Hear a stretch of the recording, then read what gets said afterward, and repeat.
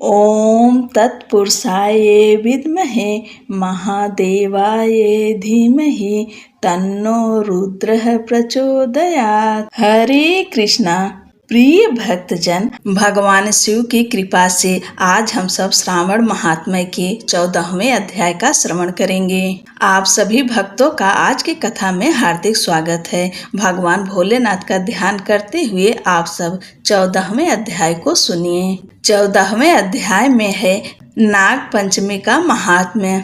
ईश्वर बोले, हे महामुने, श्रावण मास में जो व्रत करने योग्य है वो अब मैं बताऊंगा, आप उसे ध्यान से सुनिए। चतुर्थी तिथि को एक बार भोजन करें और पंचमी को नक्त भोजन करें। स्वर्ण, चांदी, काष्ठ, मिट्टी का 5 फड़ों वाला सुंदर नाग बनाकर पंचमी के दिन उस नाग की भक्ति पूर्वक पूजा करनी चाहिए। द्वार के दोनों ओर गोबर से बड़े बड़े नाग बनाएं और दधी, शुभ दुर्वा कुरो, कनेर, मालती, चमेली, चंपा के फूलों, गंधों, अक्षतों, धूपों तथा मनोहर दीपों से उनकी विधिवत पूजा करें। उसके बाद ब्राह्मणों को घृत, मोदक तथा खीर का भोजन कराएं। इसके बाद अनंत, वासुकी, शेष, पद्मनाभ, कंबल, करकोटक, अश्व, 8वां, धृतराष्ट्र, शंखपाल, कालीय तथा तक्षक, इन सब नागकुल के अधिपतियों को तथा इनकी माता कद्रू को भी हल्दी और चंदन से दीवार पर लिखकर फूलों आदि से इनकी पूजा करें। उसके बाद बुद्धिमान को चाहिए कि वामी में प्रत्यक्ष नागों का पूजन करें और उन्हें दूध पिलाएं।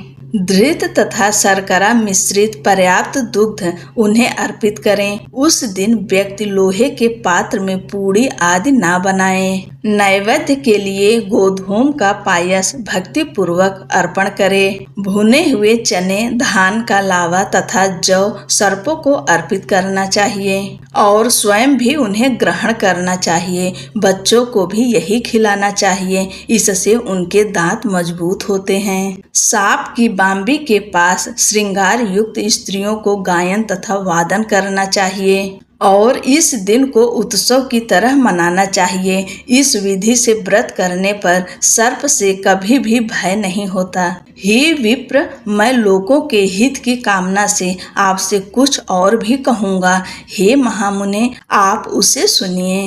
हे वत्स, नाग के द्वारा डसा गया मनुष्य मरने के बाद अधोगति को प्राप्त होता है और अधोगति में पहुंचकर वह तामसी सर्प होता है। इसकी निवृत्ति के लिए पूर्वोक्त विधि से एक भुक्त आदि समस्त कृत्य करें और ब्राह्मणों से नाग निर्माण तथा पूजन आदि आदर पूर्वक कराएं। इस प्रकार 12 मासों में प्रत्येक मास में शुक्ल पक्ष की पंचमी तिथि को इस व्रत का अनुष्ठान करें और वर्ष के पूरा होने पर नागों के निमित्त ब्राह्मणों तथा सन्यासियों को भोजन कराएं। किसी पुराण ज्ञाता ब्राह्मण को रत्न जटित स्वर्णमय नाग और सभी उपस्करों से युक्त तथा बछड़े सहित गौ प्रदान करें। दान के समय सर्वव्यापी, सर्वगामी, सब कुछ प्रदान करने वाले अनंत नारायण का स्मरण करते हुए यह कहना चाहिए, हे गोविंद, मेरे कुल में अगर कोई व्यक्ति सर्प दंश से अधोगति को प्राप्त हुए हैं,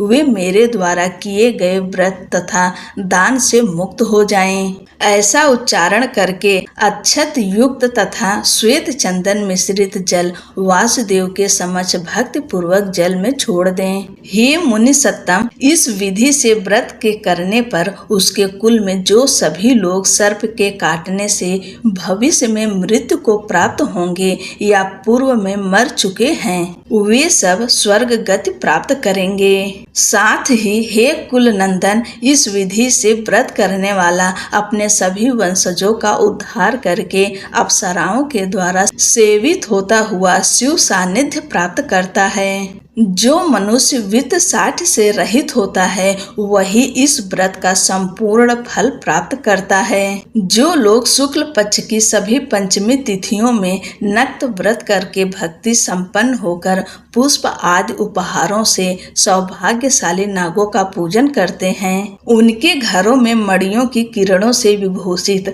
अंगों वाले सर्प उन्हें अभय देने वाले होते हैं और उनके ऊपर प्रसन्न रहते हैं। जो ब्राह्मण गृह दान का प्रतिग्रह करते हैं वे भी घोर यातना भोग कर अंत में सर्प योनि को प्राप्त होते हैं। हे मुनि सत्तम, जो कोई भी मनुष्य नाग हत्या के कारण इस लोक में मृत संतानों वाले अथवा पुत्रहीन होते हैं और जो कोई मनुष्य स्त्रियों के प्रति कार्पण्य के कारण सर्प योनि में जाते हैं, कुछ लोग धरोहर रखकर उसे स्वयं ग्रहण कर लेते हैं अथवा मिथ्या भाषण के कारण सर्प होते हैं अथवा अन्य कारणों से भी जो मनुष्य सर्प योनि में जाते हैं, उन सभी के प्रायश्चित के लिए यह उत्तम उपाय कहा गया है। यदि कोई मनुष्य वित्त साठ से रहित होकर नाग पंचमी का व्रत करता है तो उसके कल्याण के लिए सभी नागों के अधिपति शेष नाग तथा वासुकी हाथ जोड़कर प्रभु श्री हरि से तथा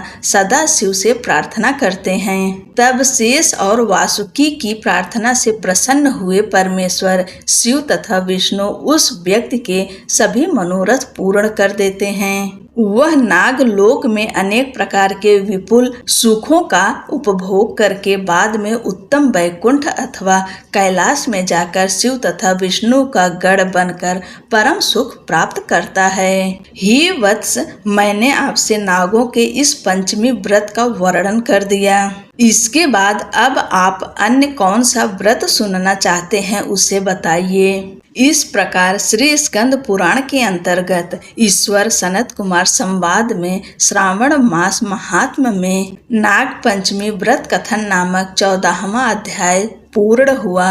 बोलो शंकर भगवान की जय।